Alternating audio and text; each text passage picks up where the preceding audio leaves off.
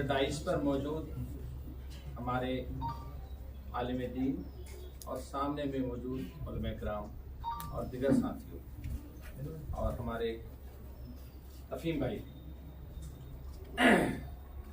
اس تعزیتی نشست میں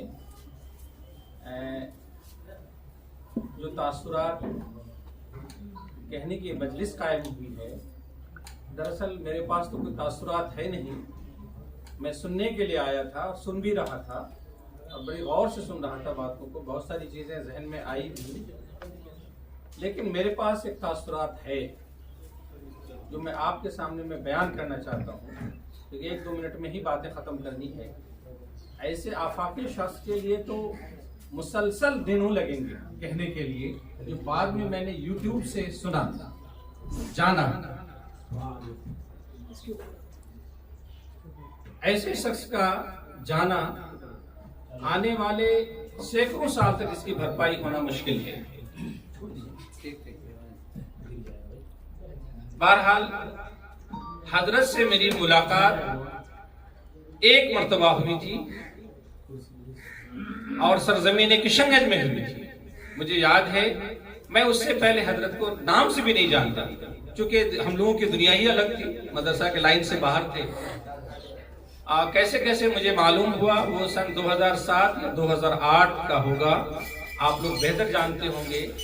کشن گنج میں ایک پروگرام ہوتا ہے انسان اسکول کے سرزمین میں، اور مجھے معلوم ہوا اور میں پھر فوراً وہاں گیا، اور اس وقت انہی کا بیان چل رہا تھا۔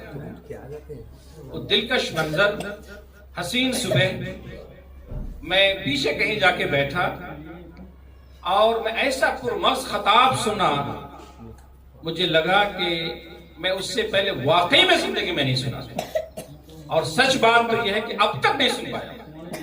سچائی یہی ہے، یہی میرا تاثر۔ اگل بغل کے لوگوں سے میں نے پوچھا کون صاحب ہے، تو انہوں نے مجھے روک دیا کہ اب پہلے سنیے۔ یہ بھی تاثر ہے کہ ایسے شخص کے بارے میں بیچ میں ٹوک کر کے جانکاری حاصل کرنا، اور انہیں روک دیا۔ میں رک گیا، نہیں پوچھا۔ بعد میں فیصلہ کیا کہ ہم کسی بھی صورت میں حضرت سے ملاقات کریں گے اور دعا کی درخواست کریں گے۔ میں اس میں کامیاب رہا۔ آپ نے اس خطاب میں جو دیگر مذاہب کا کمپیریٹو بیان کر رہے تھے اسلام سے، میں اس سے بہت زیادہ متاثر ہوں۔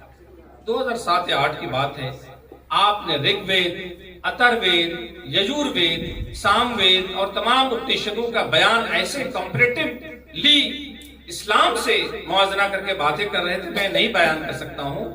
میرے دماغ کے تمام پردے کھل رہے تھے کہ واقعی میں سمندر ہے علم کے سمندر ہے۔ اس کے بعد پھر میں بارہا کوشش کیا، من میں آیا کہ حضرت سے دوبارہ ملاقات ہو۔